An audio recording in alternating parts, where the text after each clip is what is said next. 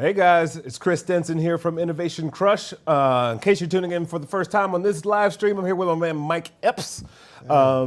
Innovation Crush covers all things creativity, ideas, smart people doing smart things, and you have a new movie coming out.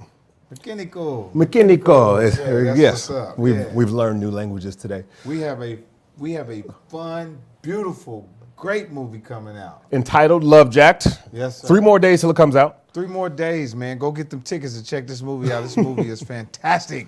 So this is kind of a little bit of a departure for you. It's a romantic comedy.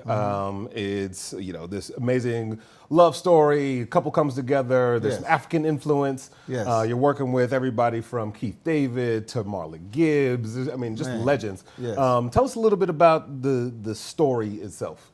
You know, the story itself is about a young woman who is out trying to find herself, and of course, young women, they always have to live up to their parents, to their mother and father's dreams and aspirations. So this young lady is out searching for herself.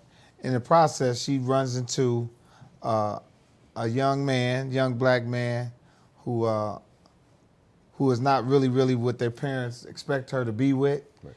She brings him home on a visit, and all hell breaks loose, because the parent is confused about who this guy is, who he's pretending to be, and she's just a little, Sounds like how I met my wife. So the title itself, Love Jacked. Yes. What does that mean? Love Jacked, I think, is, everybody falls in love. Everybody has a chance to fall in love. Everybody falls in love. And in the process of falling in love, being in love, sometimes you get jacked. Absolutely. You get robbed for your love some kind of way, or you feel like you've been cheated out of it, or you feel like you were shorted, or you got tricked. And I think that's the title of the movie, is like Love Jacked.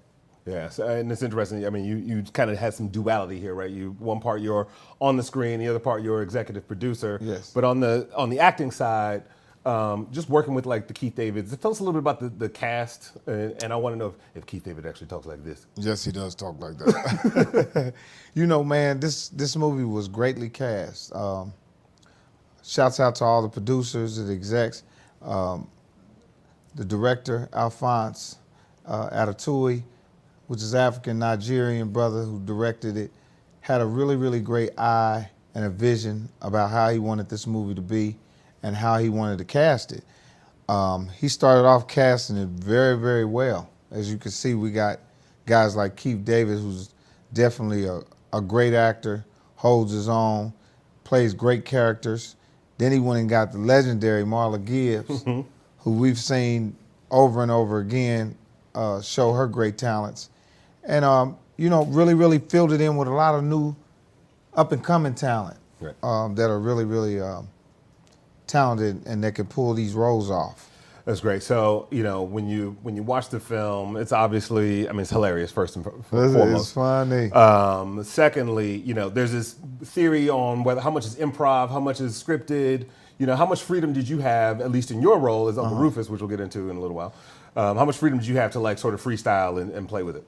Well, I think this movie was this was a story, a dialogue, and story-driven movie. And sometimes when you work with certain directors, they want to hear their story. They want to hear the dialogue, because in the movie like this, it's really important because it carries a story. We really have to know what you're saying, what we said, so that you can go along with the story. So I had moments in the movie, of course, where I got to do my little thing, but we were telling a story. Right. Yeah. That's great. So why don't we take a look at a little bit of the film? Let's check it out. Kayinta Kozo, Ukuku Alangabeza. Uncle Rufus. Hey, Hi. Hi. So glad you could make it. So I see that you've met my fiancé, Matumbi. Yeah. It is a pleasure to meet you, Uncle Rufus. My uncle here is kind of an Afrophile. I have to brush up on my Zulu a little bit, because I don't think Mutambe know what I said. Well, that is because I do not speak Zulu. I thought Nubele spoke Zulu.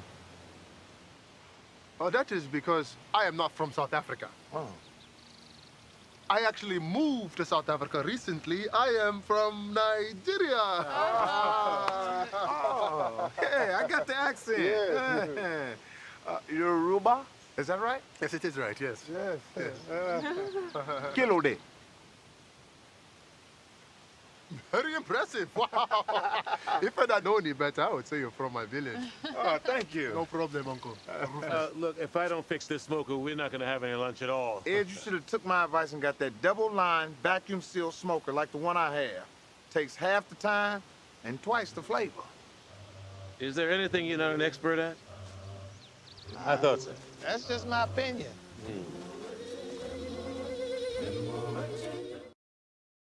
Now, here's what I love about Uncle Rufus, especially as you described him in one case as a hustler, and another side, he's an Afrophile. Yes. So, and I feel like there's a dynamic there. There's like those two things kind of complement each other. No doubt. Tell us a little bit about the character design and him being both hustler and Afrophile.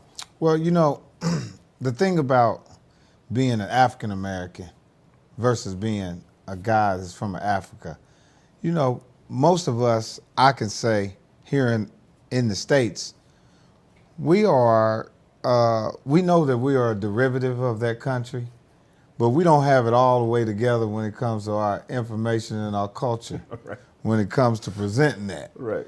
And I think my character, Uncle Rufus, is that guy, We all love to say that we have an African heritage and we come from Africa, and when it's time to claim that, like I said, we don't have all our stuff together.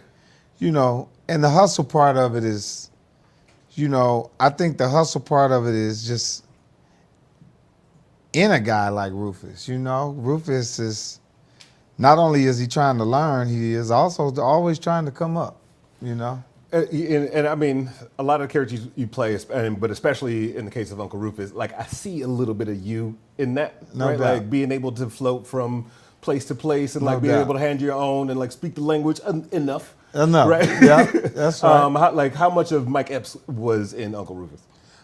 I mean, 90% of the characters that I play, there's a little of me in all of them. So, I try to bring myself to some of those characters so that I could have an opportunity to have the humor side there.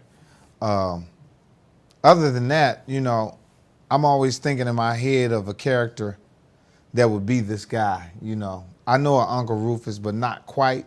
Right. But just enough to play him, you know what I mean? Well, speaking of playing, we can't ignore your garb today. Yes. And I think when you see them, I feel left out. By the way, I'm doing camouflage. Yeah. But no, when you see the film and you see some of the traditional African garb, and I think as an actor, like when you do embody a character, how did you feel any differently when you were able to put on some of the traditional gear? I did, my brother. When you put on this, they call it a Yoruba Aruba. This is an Aruba quilt. This is the clothes that the brothers wear over in Africa. That's actually pretty good. So every time I put this on, I say to myself, this is a nice outfit. What I liked about the Africans is they look so nice. That's I mean, absolutely true. they look so mean. Which one is it? Nicer? No, it was just like Africans that were there that were playing like extras. Everybody looked like 50 Cent until you talk to him. He's like, how you doing? He's like, how are you doing today? He's like, oh God, I thought he was mean. It is one of the nicest places to visit. Like when you interact with people. Beautiful people. Speaking of that, like in part of your preparation, that accent was spot on. Or almost spot on. There was a couple spots. It was like a dude from Tennessee doing an African.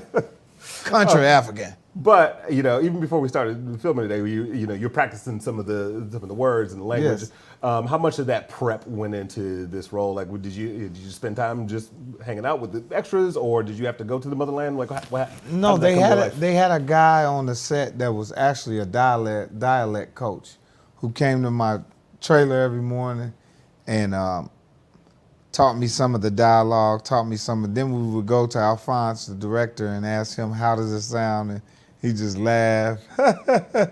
Yeah, that's good, that's good, that's good. Well, maybe we can try to, that's how he talks. Maybe we can try to, It's a good constructive criticism. Right? yeah. So while getting into the sort of cultural acclamation, let's take a look at another clip. Let's do it. Must say, I can't wait for this wedding. Now, are you guys gonna do the traditional Yoruba ceremony? No, we're just gonna have a simple ceremony. But what about the assume? Huh?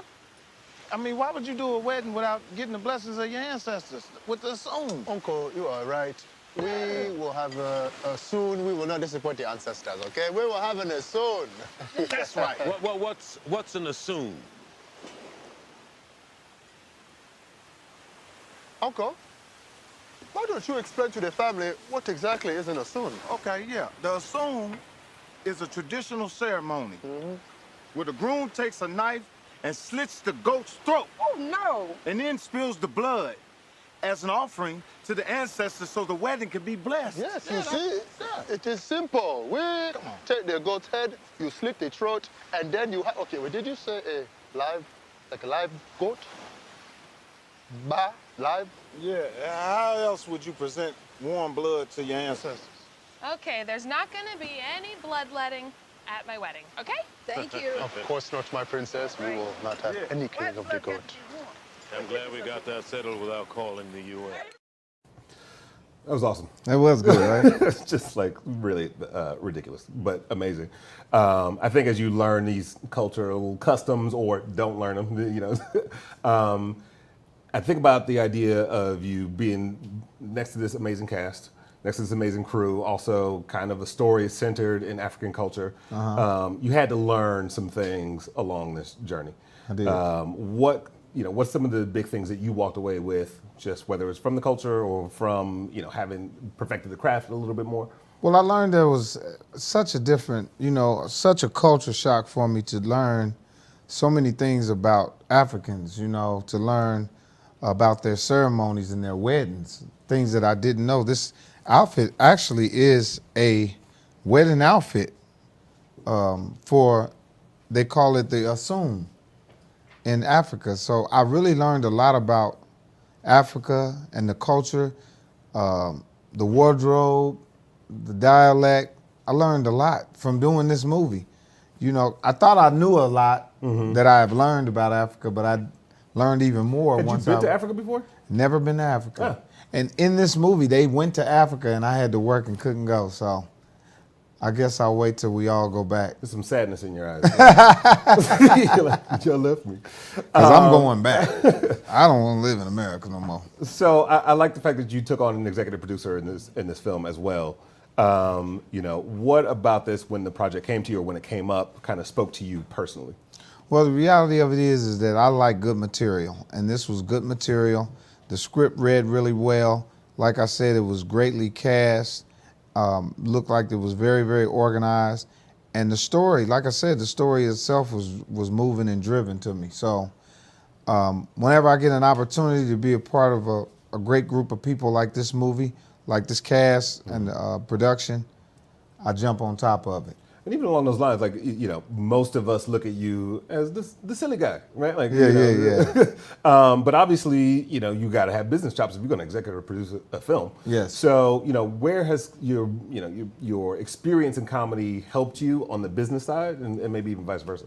Well, I gotta say, I've been in the business now for 25 years. And being in the business for 25 years, even though I've been standing in front of the camera, without even trying, I've learned a lot. Yeah. I've learned a lot on the producing side. I've learned a lot on the directing side, and just watching, just being eyes and ears, and not really like, oh, I'm going to write notes, or I'm going to record this guy. I'm going to think about what he said. It just comes to you. When you're in this business, no matter what position you're in, you're going to learn every position. You might not be the greatest at it, but hell, you're going to learn because you're standing there. No, I mean, it's 25 years. That's what goes into longevity, right? You It can't is. play the same position every single time. That's right. So there's two brothers, Yeah. writer, director. There's a big Adetuyi family of filmmakers in Canada, inner city films. I guess when you look at sort of the Canadian Black experiences versus the American Black experience and how that shows up in the film and in the story, Yes. what are some differences or similarities you kind of saw along the way? Well, of course, I think African Americans we live in a little bit more extreme environment than, would say, Black guy from Canada. I think the difference is definitely environment, living conditions, living in the States versus living in Canada. We're all the same but different in a lot of ways, Like I said, living in America as a Black man, it's a little bit more tense to me. You know what I mean? Well, absolutely. Like it's not like walking around Toronto as a Black guy. It's like when you walk out the door as an African American in this country, it's theme music. Yeah, you look both ways before you leave the door. No doubt. And you feel guilty before you even do anything. So I ain't even did nothing yet. I spent some time in Toronto recently, in Montreal, and it was like, I'm free. Like I just felt free. You said I'm free, huh? Speaking of freedom, we're gonna go to some fan questions. Some people wrote some stuff in. All right, let's do it. Which I like this first one. I'm gonna read from the screen, so forgive me, you guys. Mike, you are funny as hell. When you sliding back through Philly? I was just in Atlantic City. I don't never go to Philly. Why not? You gotta get Philly. Atlantic City is where the casino is and the boardwalk. We just go to Atlantic City and perform, and then everybody from Philly, Jersey, Delaware, all them come to. I learned that years ago. I said, if you go to Philly, people from Delaware and Atlantic City are not coming to Philly to the show. But if I go to Atlantic City, everybody will come to the show. Philly's like one of those cities you have like I'm from Detroit, and it's like people you love it or you're completely afraid of it. Yeah, you just don't go in there. This one is in all caps. Do you ever just sit back and wonder what you would be doing if you didn't act? All the time. I always sit back and wonder what I would be doing if I didn't act.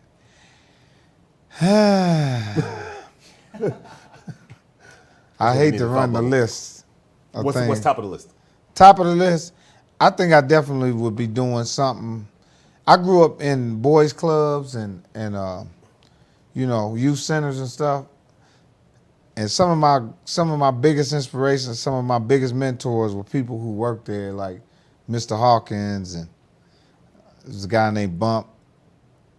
I definitely would have looked into being one of those kind of guys, like a community leader that worked at a center, Yeah, and dealt with kids and did and worked did life coaching without saying I'm a life coach. That kind of guy. Instrumental in the community without wearing a T-shirt and saying, this is what I do. But here's the thing about that. Like, when I've seen you out and about in public, like, that same smile is there. Like, your sort of life coaching just happens, organically, yeah. So, can you tell us who had you jacked up in love or vice versa? Who asked that? That is Renee Drake. Oh, this might be Renee Drake. Do you know Renee Drake? If she's from Indianapolis, I do. If she's from my hometown, I can't answer that. Okay. No, I'm just kidding. Who has had me jacked up in love? I fell in love with a girl when I was 17. She was 21. And I knew it wasn't right because every time we go around people, she'd say, oh, this is my little brother. I'm like, what? Little brother? See, when I was 18, I had a girlfriend who was 23, and my mother hated her. And she wore this little pill cap. She felt like she was pretty tacky. robbing the cradle, huh? Yes. Shout out to Angela. How are you feeling deep down inside about the movie? I feel really good about it, man. The thing about this business is that we don't have enough movies like this. This is a story that is very rarely told. These movies are very rarely seen. And this is a fish out of water. This is something different. It's something new, a whole new flavor, new group of people together. I mean, I'm excited about it, and this is a movie that'll last forever. You'll see this movie on TV running. You'll see this movie everywhere. That's great. Yeah. That's great. I think we might be able to go to some live questions now. Or we have a couple more questions from the audience. When are you going to do another comedy show? I just did one here. In L.A. at the Microsoft, and I'm about to film my next special in D.C. November the 2nd. What's the wildest thing you've ever seen happen during one of your shows? I seen a woman walk in the show while another man and a woman was sitting there and just take her drink and throw it on both of them.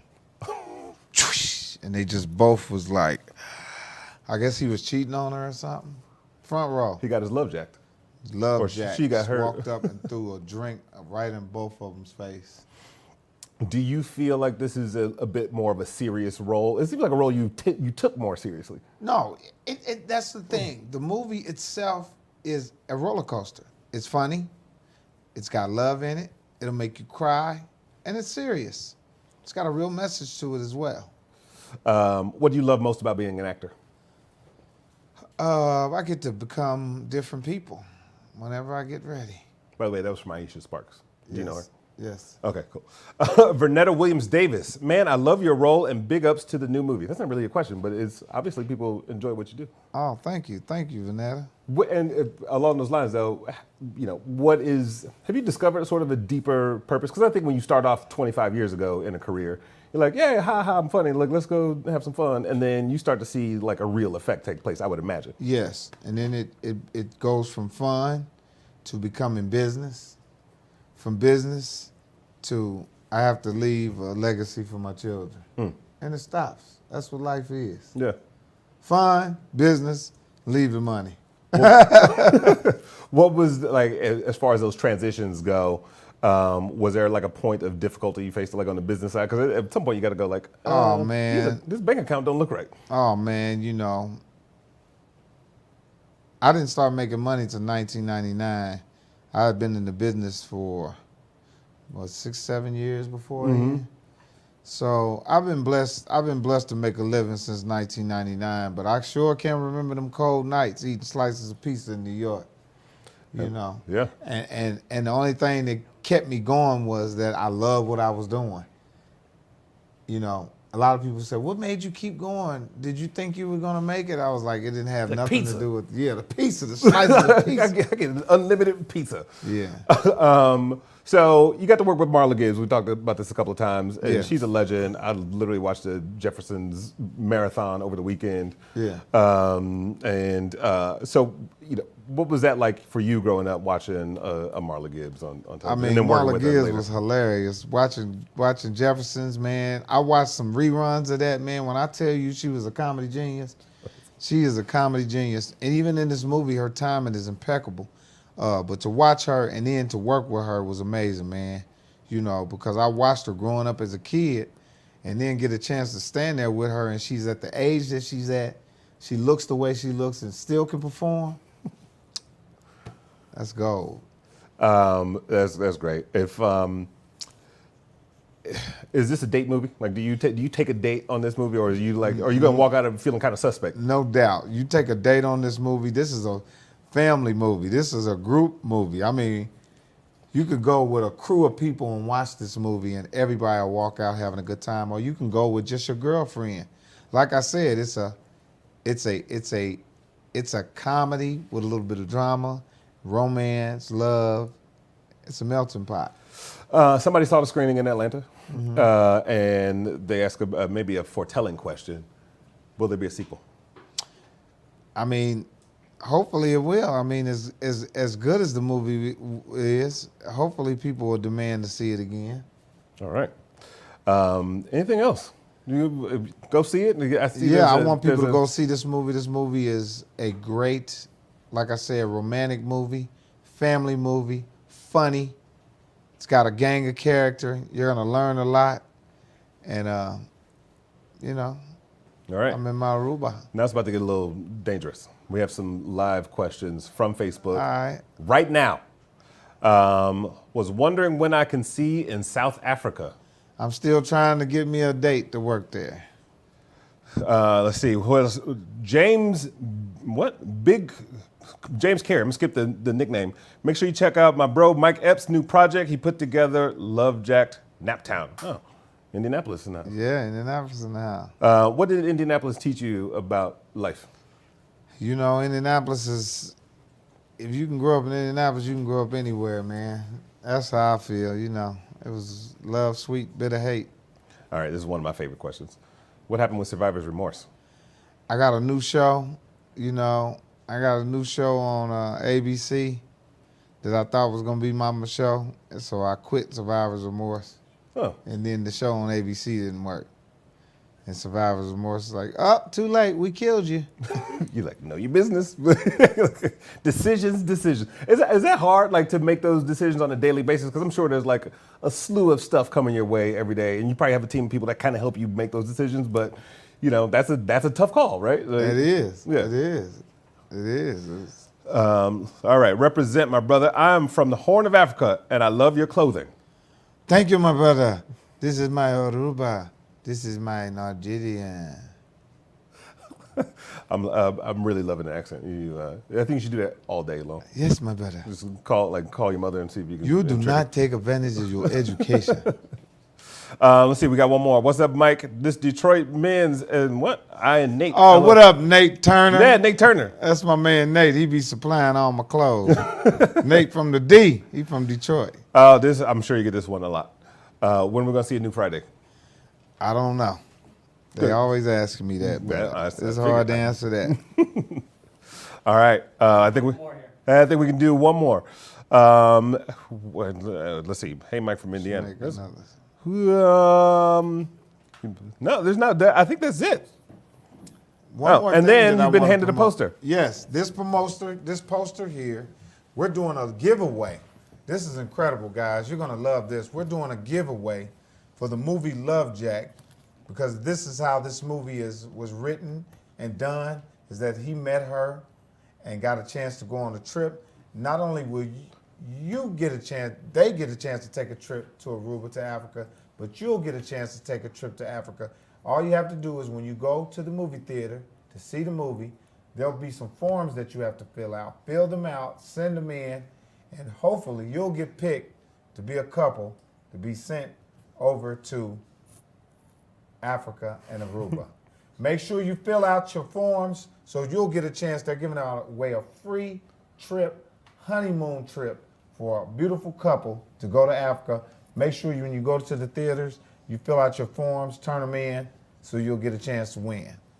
All right. You want to do like one winner per couple, right? That would be weird. Yeah. If you did like one winner and then one person gets to go.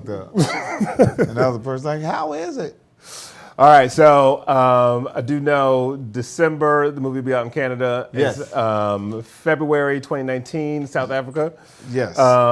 Here in 3 days. How you feeling? 3 days. You pumped? Hey, man, I'm pumped. Let's go. This is going to be a good movie. Make sure y'all go get them tickets. Take a pack of people with you, okay? Look, as you can see right here, we're doing a beautiful contest. This contest, tell us how you met.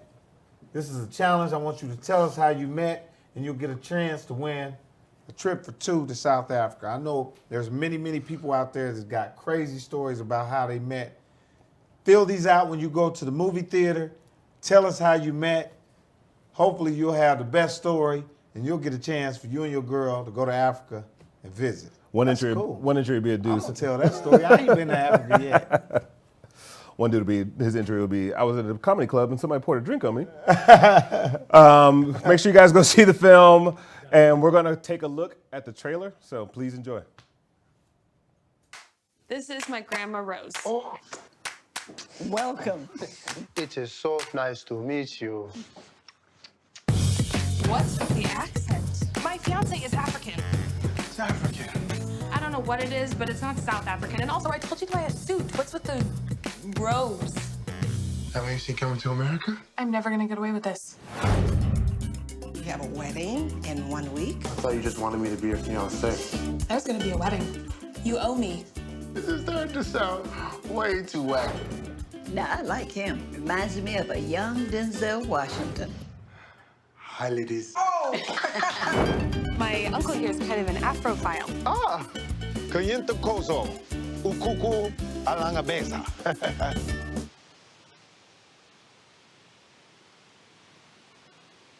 Very impressive. Wow. What kind of paintings do you do? Well, I haven't painted in a while. Just hit a wall. I mean, look at this. It's beautiful. For your pops, aunt, G-mama. Grandma, what are you doing? It still fits. But what about the assume? What's an assume? It's a traditional ceremony. As an offering to the ancestors, the groom takes a knife and slits the goat's throat. Oh, no. And then you have, okay, well, did you say a live, like a live goat? Live? Yeah. Ba?